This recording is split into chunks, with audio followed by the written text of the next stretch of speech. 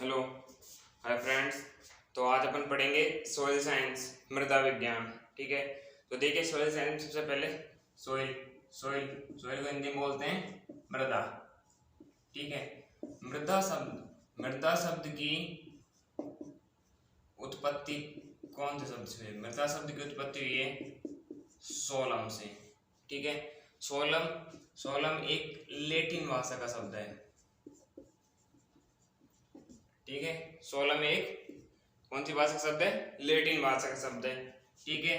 इस सोलम का अर्थ होता है फर्श या फ्लोर।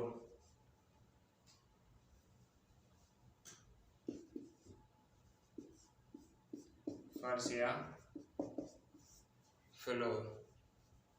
ठीक है। सोइल मतलब क्या होता है? किसी भी फील्ड या सतह की ऊपरी जो परत होती है इसको क्या बोलते हैं? सोइल बोलते हैं या मृदा बोलते हैं। तो सोइल का उत्पत्ति किससे हुई है? सोलम से हुई है, जो एक लैटिन भाषा का शब्द है और इसका अर्थ होता है फर्श या फ्लोर। ठीक है। अब अपन देखिए इनमें कुछ टर्म्स हैं, उनके बारे में पढ़ेंगे अपन। तो सबसे पहली टर्म आती है पेडोलॉजी। तो देखिए पेडोलॉजी क्या होती है। ठीक है। पेडोलॉजी पेडोलॉजी विज्ञान की वह शाखा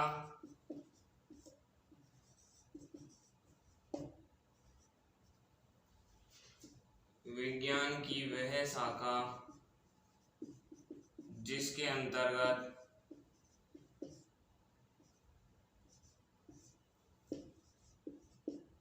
मृदा की उत्पत्ति व निर्माण का अध्ययन किया जाता है।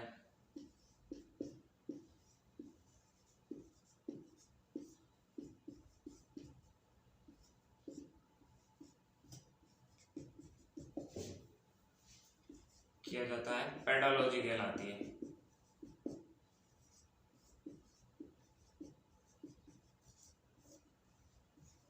ठीक है। पेडोलॉजी क्या होती है? मृदा की विज्ञान की वह शाखा जिसके अंतर्गत मृदा की उत्पत्ति व निर्माण का या वर्गीकरण का अध्ययन किया जाता है, वो क्या कहलाती है?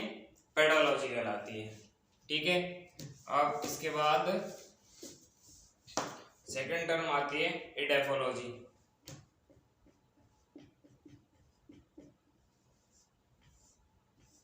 अब देखिए एडाफोलॉजी कहते हैं, एडाफोलॉजी होती है विज्ञान की वह शाखा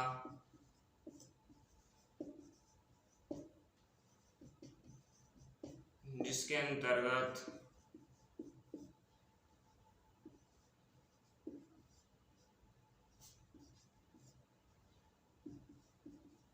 फसल की वृद्धि व उत्पादन का अध्ययन किया जाता है।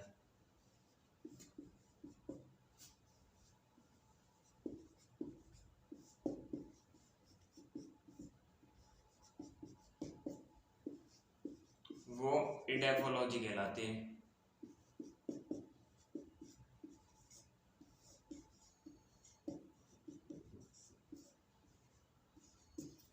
ठीक है। एडाफोलॉजी क्या होती है? विज्ञान की वह शाखा जिसके अंतर्गत फसल की वृद्धि व फसल का उत्पादन का अध्ययन किया जाता है, वो तो कहलाती है एडाफोलॉजी। और जिनमें मृदा के निर्माण का या उत्पत्ति या फिर वर्गीकरण का अध्ययन किया जाता है, वो क्या कहलाती है? पेडोलॉजी कहलाती है। ठीक है। अब इसमें आगे आती है कार्बनिक मृदा, ऑर्गेनिक सॉइल। देखिए तो कार्बनिक मृदा या ऑर्गेनिक सॉइल क्या होती है?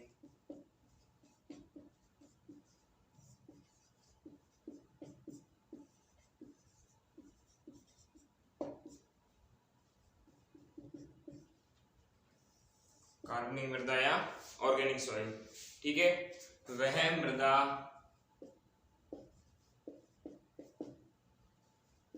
जिसमें कार्बनिक पदार्थ, ऑर्गेनिक मैटर या ऑर्गेनिक मटेरियल, कार्बनिक पदार्थ की मात्रा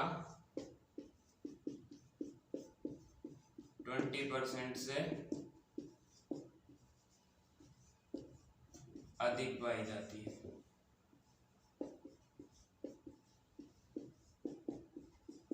कार्बनिक मृदा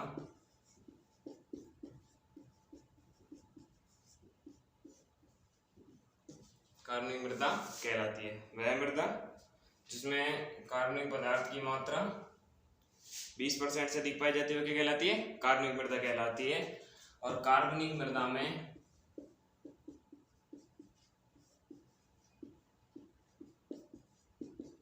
कार्बनिक पदार्थ की मात्रा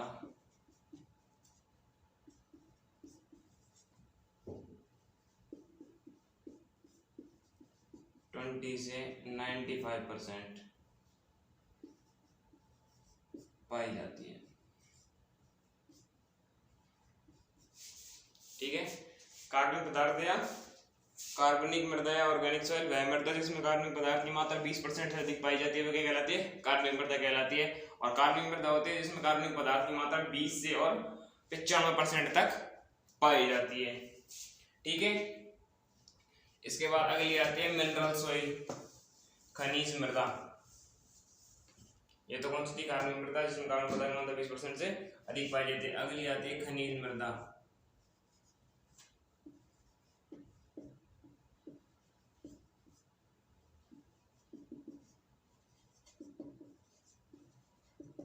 मिनरल सॉइल।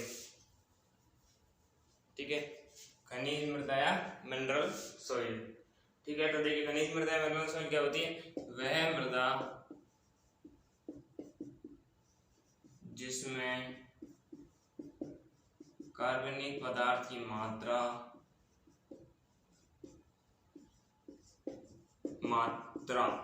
20% से कम पाई जाती है।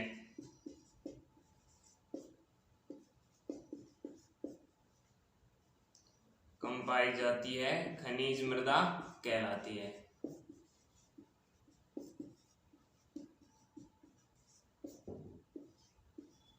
खनिज मृदा कहलाती है। वह मृदा जिसमें कार्बनिक पदार्थ की मात्रा 20% से कम पाई जाती है, वो खनिज मृदा कहलाती है। और जो खनिज मृदा होती है, इनमें खनिज जो पदार्थ होते हैं उनकी मात्रा अधिक पाई जाती है। ठीक है, अब अपन आगे चलते हैं। आगे पढ़ेंगे अपन मृदा का संगठन। देखिए मृदा का संगठन। देखिए मृदा को 3 चीजों से मिलकर बनी होती है। सबसे पहला आता है ठोस पदार्थ, एक आता है गैस, एक आता है द्रव। ठीक है, तो देखिए ठोस पदार्थ तो पाया जाता है 50%, गैस पदार्थ 25%, द्रव भी पाया जाता है 25%। जो ठोस है वो भी 2 टाइप से होते हैं इसमें। सबसे पहला आता है ऑर्गेनिक मिनरल। ठीक है, कार्बनिक पदार्थ वो तो होता है इनमें 5%। एक आता है मिनरल मैटर, वो होता है इनमें 45%। खनिज पदार्थ पाया जाता है 45%। ठीक है, तो ये है मृदा का संगठन जिसमें मृदा किस किस से मिलकर बनी होती है। और मृदा को एक विषमांगी तंत्र भी बोला जाता है।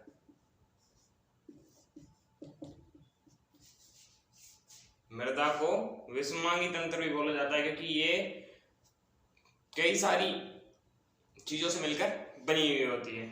ठीक है, इसलिए मृदा को विषमांगी तंत्र भी बोला जाता है।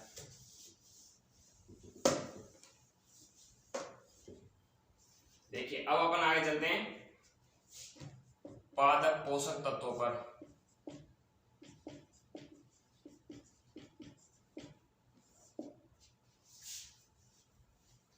Plant nutrient.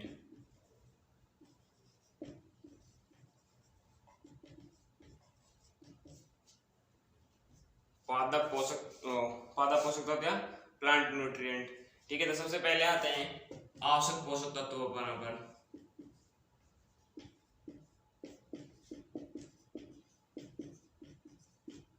आवश्यक पोषक तत्व, तो देखिए आवश्यक पोषक तत्वों की संख्या कितनी है? 17।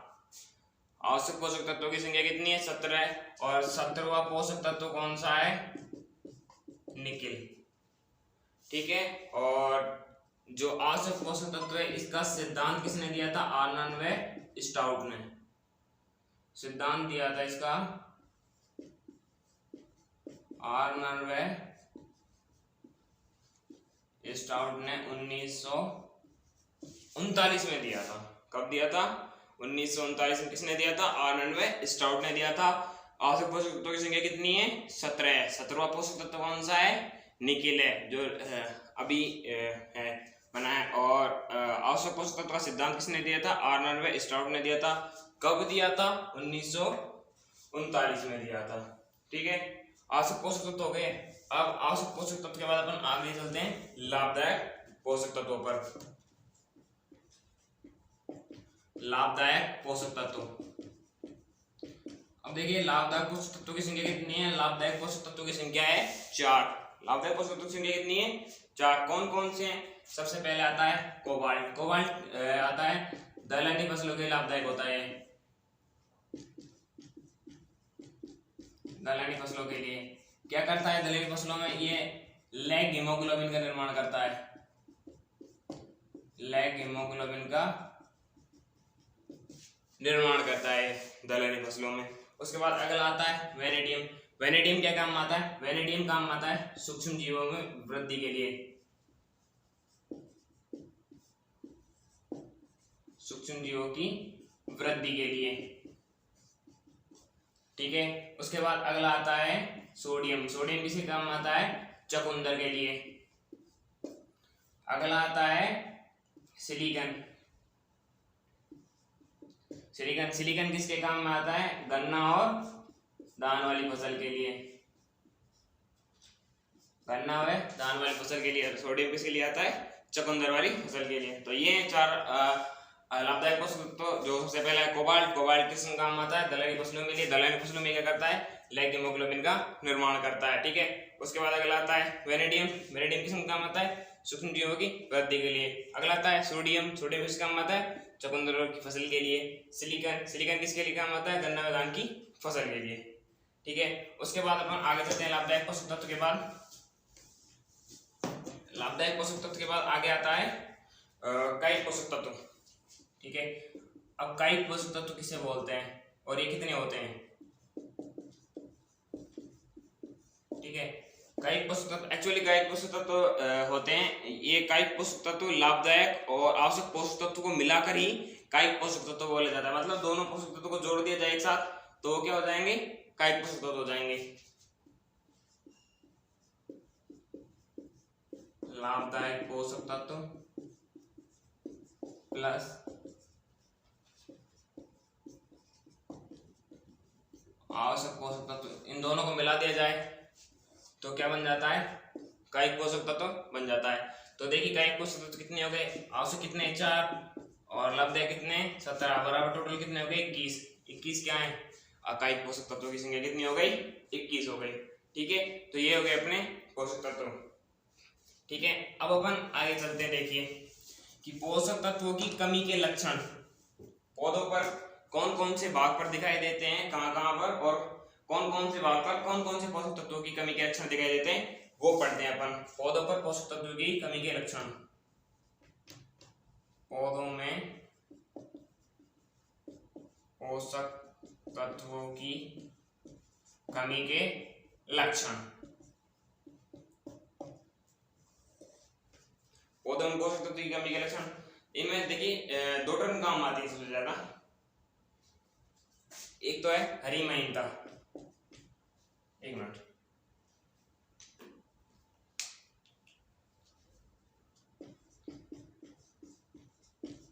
हरी महीनता जिसको इंग्लिश में बोलते हैं क्लोरोसिस।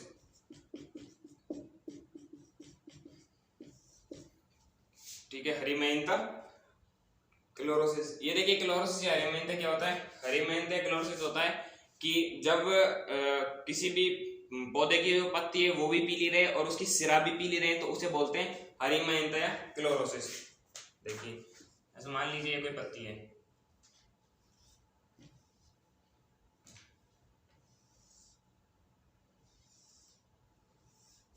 ये कोई पत्ती है, ये उसकी सिरा है, तो हरी महीनता कैसे बोलते हैं कि जो ये पत्ती है ये भी पीली पड़ जाए, और जो इसकी सिराएं ये भी पीली पड़ जाए, दोनों पीली पड़ जाएंगी तो उन्हें बोला जाएगा हरीमाइनता या क्लोरोसिस। क्लियर। उसके बाद एक आती है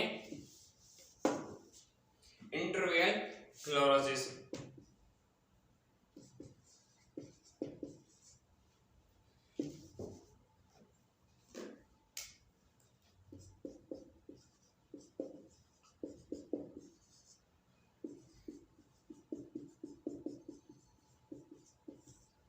इंटरवेल क्लोरोसिस क्या होती है?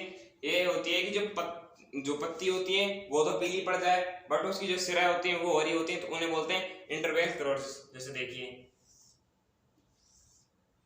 ये कोई पत्ती है, ये उसकी सिराएं हैं, ठीक है। पत्ती है वो तो पड़ जाएगी पीली, बट जो इसकी सिराएं वो हरी रह जाएंगी, तो इसे बोलेंगे इंटरवेल क्लोरोसिस। ठीक है, ये दो टर्म अपन को काम में आएंगी इसके दौरान। ठीक है, अब देखिए अपन आगे चलते हैं।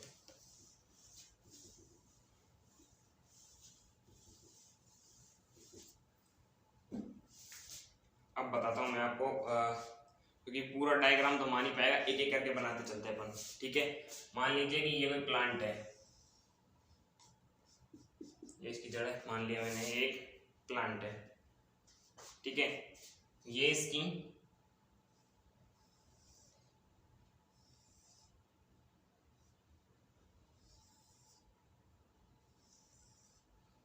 निचली वाली पत्तियां हैं, पुरानी पत्ती बोलते हैं जिन्हें।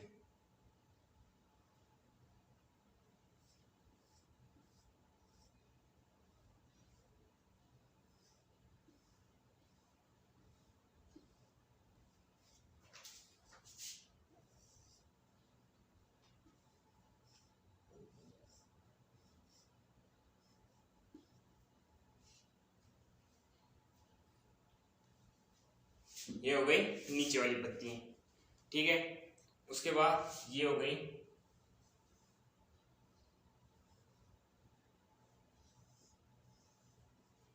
मध्यम वाली पत्ती, बीच वाली पत्ती।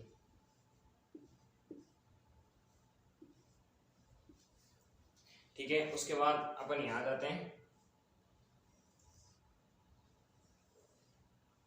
ये हो गई नई पत्तियां जो भी अभी आई हैं।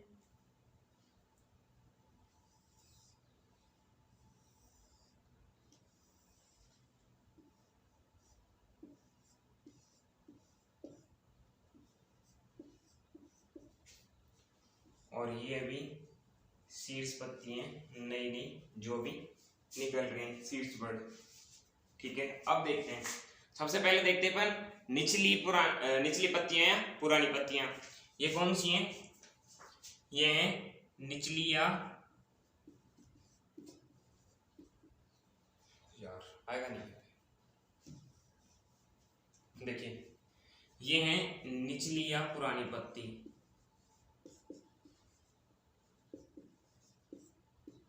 ठीक है, ये हैं मध्यम पत्ती, ये हैं नई पत्ती, और ये है शीर्ष बड़ या टर्मिनल बड़ बोलते हैं जिसे।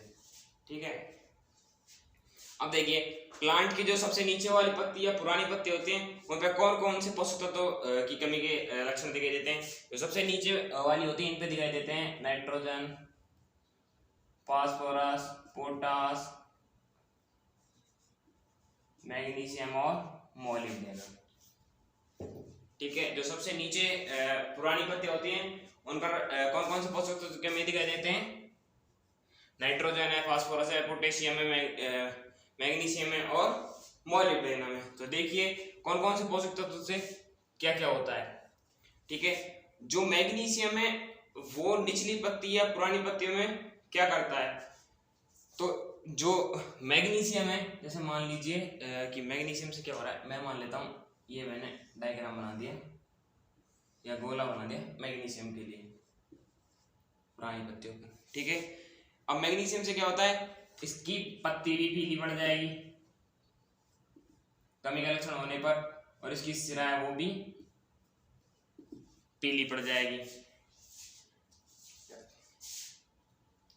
ठीक है, इसकी सिरा भी पीली पड़ जाएगी और इसकी पत्ती भी पीली पड़ जाएगी। तो इसकी कमी से क्या होगा, क्लोरोसिस, हरिमाहीनता होगी या क्लोरोसिस होगा। ये पुरानी पत्तियों पर दिखाई देता है इसकी कमी का लक्षण, हरिमाहीनता या क्लोरोसिस। इससे पत्ती भी पीली पड़ जाती है और जो सिरा है वो भी पीली पड़ जाती है। अब देखिए नाइट्रोजन क्या करता है, ये मान लेता हूं मैं पुरानी पत्तियों पर नाइट्रोजन का बॉक्स है, नाइट्रोजन, ठीक है। नाइट्रोजन की कमी से क्या होता है, जो पत्ती है उसकी वो भी पीली पड़ जाएगी और इसकी जो सिराएं हैं वो भी पीली पड़ जाएगी। ओ सॉरी, हाँ सॉरी। देखिए नाइट्रोजन की कमी से क्या होता है, पुरानी पत्तियों में नाइट्रोजन की कमी से होता है कि जो उसकी पत्ती हैं वो भी पीली पड़ जाएंगी और उसकी सिरे भी पीली पड़ जाएंगी, मतलब क्लोरोसिस होता है। क्लोरोसिस होता है, पत्ती पीली पड़ गई तो ये नाइट्रोजन की कमी से होता है। और इसमें क्या होता है, नाइट्रोजन की कमी से क्या होता है, जो इसकी पत्तियां हैं वो जो अनाज वाली फसलों की पत्तियां हैं वो वी शेप वाली हो जाएंगी। यदि अनाज वाली फसलों में नाइट्रोजन की कमी रहेगी तो उसकी पत्तियां वी शेप हो जाएंगी। जगह नहीं है, आप अपनी कॉपी में नोट कर लेना, ठीक है। अनाज वाली फसलों में पत्तियां वी शेप की, नाइट्रोजन की कमी से कैसी हो जाएंगी, वी शेप की हो जाएंगी, ठीक है। तो नाइट्रोजन की कमी से क्या क्या होगा पुरानी पत्तियों पर, एक तो क्लोरोसिस हो जाएगा, पत्ती पीली पड़ जाएंगी और सिरा भी पीली पड़ जाएंगी, क्लोरोसिस हो जाएगा। और एक अनाज वाली फसलों में उनकी पत्तियां वी शेप की हो जाएंगी नाइट्रोजन की कमी से। अब अगला देखिए फास्फोरस। देखिए फास्फोरस कमी से क्या होता है, जैसे ये पुरानी पत्ती है, ठीक है, फास्फोरस मान लो, फास्फोरस की कमी से क्या होगा, फास्फोरस की कमी से जिनकी पत्तियां हैं वो लाल बैंगनी रंग की दिखाई देने लगेंगी। एक तो लाल बैंगनी रंग के धब्बे, लाल बैंगनी रंग के धब्बे या लाल बैंगनी रंग की पत्तियां दिखाई देने लगेंगी। एक क्या होगा, यदि इसकी कमी हो जाएगी तो पत्तियां हैं वो सिकल शेप की हो जाएंगी,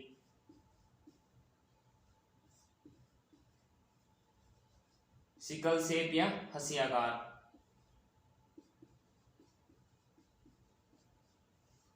सिकल शेप की हो जाएंगी या फिर कैसी हो जाएंगी, हंसियाकार हो जाएंगी, ठीक है। तो फास्फोरस कमी से क्या होता है, यदि साफ नहीं दिख रहा है तो नोट कर लेना। फास्फोरस कमी से होता है जो इसकी पत्तियां हैं वह लाल व बैंगनी रंग के धब्बे दिखाई देने लगते हैं और सिकल शेप या हंसियाकार हो जाते हैं। उसके बाद आता है पोटास।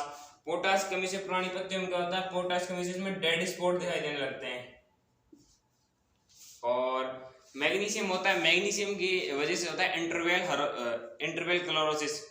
तो इसमें जो पत्ती है वो तो पड़ जाएगी पीली और इसकी सिरा है वो कैसी रह जाएगी, हरी, ठीक है। मैग्नीशियम कमी से क्या होगा, जो पत्तियां हैं वो कैसी हो जाएंगी, इंटरवेल क्लोरोसिस, पत्ती पीली पड़ जाएगी, सिरा हरी रह जाएंगी। अब बचा मोलिब्डेनम। मोलिब्डेनम से पुरानी पत्तियों में क्या होता है, डेड स्पॉट पड़ जाते हैं, ठीक है।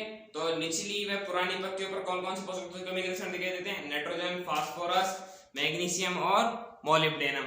होता क्या क्या है इनसे, नाइट्रोजन कमी से हरिमाहीनता हो जाता है, क्लोरोसिस हो जाती है, पत्ती भी पीली पड़ जाती है और सिरा भी पीली पड़ जाती है और अनाज वाली फसलों में वी शेप की पत्तियां हो जाती हैं।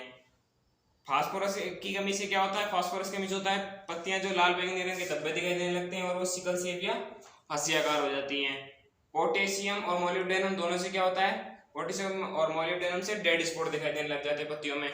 और जो मैग्नीशियम है उसे इंटरवेल क्लोरोसिस हो जाता है, पत्ती पीली रह जाती है और सिरा हरी दिखाई देने लगती है।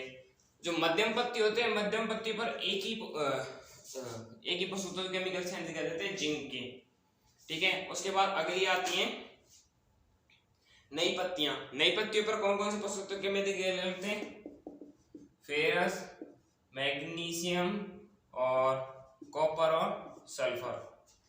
मैंने दोनों अलग अलग इसलिए लिखे हैं क्योंकि जो कॉपर और सल्फर है इसकी वजह से तो नई पत्तियों में क्लोरोसिस हो जाता है, इनकी पत्ती पीली पड़ जाती है और इनकी सिराएं वो भी पीली पड़ जाती हैं।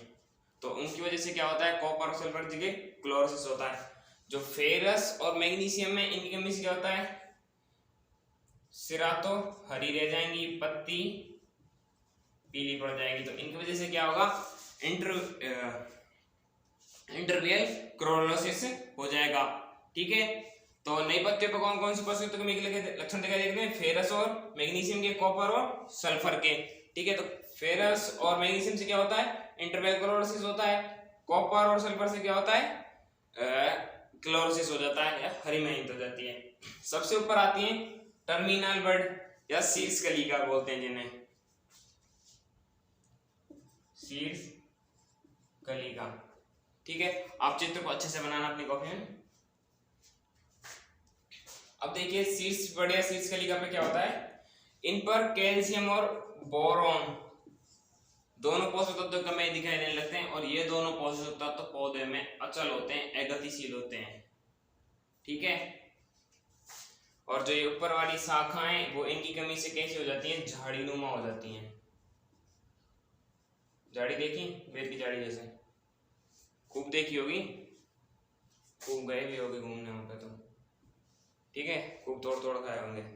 झाड़ीनुमा या गुच्छादार हो जाती है, जैसे आपने टमाटर में देखा हो, पत्तियां सिकुड़ सिकुड़ के गुच्छा सा बन जाता है ना। ठीक है, तो ऐसे हो जाती है इनकी कमी से। ठीक है, तो ये थे पौधे में पोषक तत्व की कमी के लक्षण। कौन सी पत्तियों पर कौन से पोषक तत्व की कमी के लक्षण दिखाई देते हैं। ठीक है, अब अपन आगे चलते हैं, इनका क्लासिफिकेशन।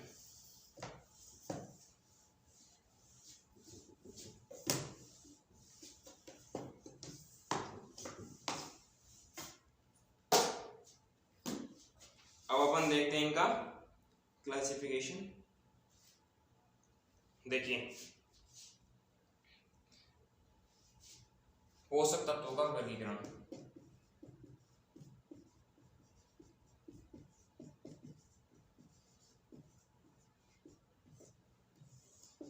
पोषक तत्वों का वर्गीकरण देखिए, पोषक तत्व वर्गीकरण में सबसे पहला वर्गीकरण आता है उनकी मात्रा के आधार पर वर्गीकरण।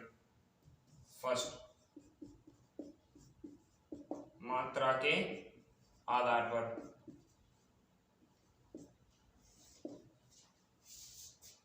ठीक है, तो मात्रा के आधार पर कौन कौन से होते हैं वो देखते हैं अपन। देखिए मात्रा के आधार पर सबसे पहला तो आता है मूल या संरचनात्मक पोषक तत्व।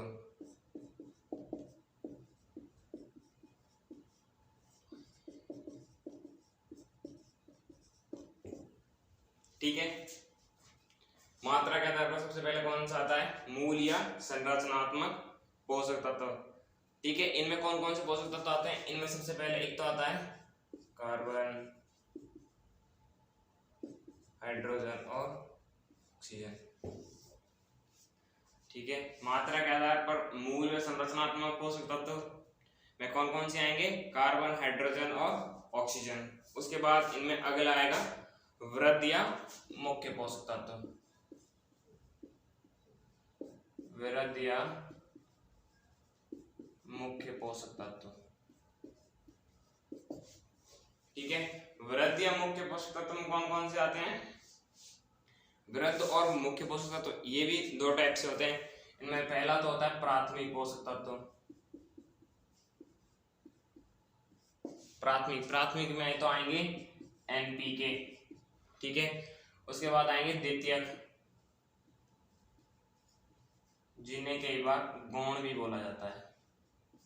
जरूरी नहीं है कि क्वेश्चन में वो लिख के देते गौण पोषक तत्व, तुम याद कर लो द्वितीय पोषक तत्व, सेकेंडरी पोषक तत्व, और वो लिख दे गौण पोषक तत्व। ठीक है, तो गौण पोषक तत्व कौन से होते हैं? सेकेंडरी होते हैं कैल्शियम, मैग्नीशियम और सल्फर, ये तीनों होते हैं द्वितीय पोषक तत्व या गौण पोषक तत्व। तो सबसे पहला था मूल संरचनात्मक पोषक तत्व। कौन कौन से? हाइड्रोजन, कार्बन, हाइड्रोजन और ऑक्सीजन। वृद्धि या मुख्य पोषक तत्व वो भी दो टाइप से होते हैं। प्राथमिक पोषक तत्व इनमें कौन कौन से हैं? नाइट्रोजन, फास्फोरस और पोटेशियम। और द्वितीय गौण पोषक तत्व कौन से? कैल्शियम, मैग्नीशियम और सल्फर। ठीक है, दो टाइप तो ये हो गए इनमें। अगला आता है माइक्रोन्यूट्रिएंट्स या सूक्ष्म पोषक तत्व। थर्ड नंबर पे कौन से आते हैं? सूक्ष्म या माइक्रो पोषक तत्व। सूक्ष्म पोषक तत्व या माइक्रो न्यूट्रिएंट्स। अब देखिए सूक्ष्म पोषक तत्व या माइक्रो न्यूट्रिएंट्स में कौन कौन से आते हैं? फेरस आ गया, मैग्नीशियम आ गया, और मैग्नीज आ गया, बोरॉन आ गया, जिंक आ गया, कॉपर आ गया, निकिल आ गया, ये सारे कौन किस में आते हैं? ये आते हैं सूक्ष्म पोषक तत्व या माइक्रोन्यूट्रिएंट्स में। एक इनमें चौथा टाइप का आता है अति सूक्ष्म पोषक तत्व, अति सूक्ष्म या अल्ट्रा माइक्रोन्यूट्रिएंट्स पोषक तत्व, अति सूक्ष्म पोषक तत्व या अल्ट्रा माइक्रोन्यूट्रिएंट्स। इनमें कौन कौन से आते हैं? इनमें आता है तो कोबाल्ट और एक आता है मोलिब्डेनम। ठीक है, ये तो थे अपने मात्रा के आधार पर वर्गीकरण पोषक तत्वों के। अब अगला आता है मृदा में गति के आधार पर वर्गीकरण। मृदा में कौन से पोषक तत्व गतिशील है, कौन से गतिशील है? तो अगला वर्गीकरण आता है मृदा में गति के आधार पर या मृदा में गतिशीलता के आधार पर। अब देखिए, मृदा में गतिशीलता के आधार पर सबसे पहला आता है गतिशील पोषक तत्व।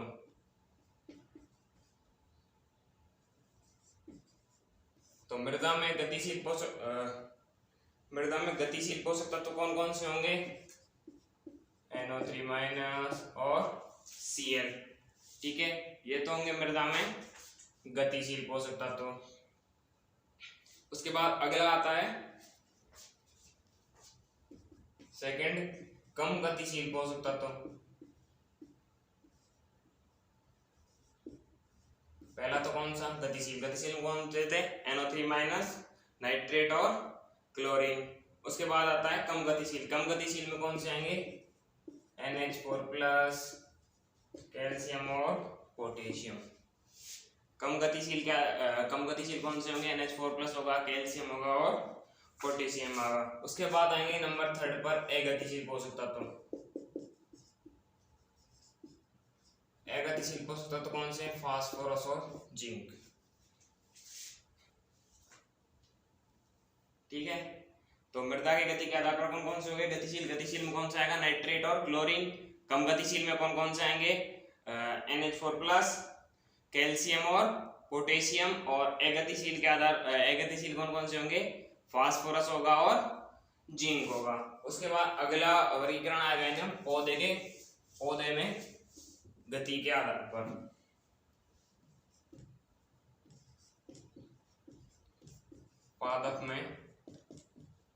पौधे में गति के आधार पर। ठीक है, पादप या पौधे में गति के आधार पर सबसे पहले आएंगे गतिशील पोषक तत्व।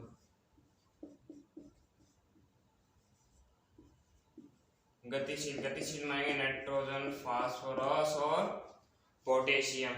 अगला आएगा मध्यम गतिशील।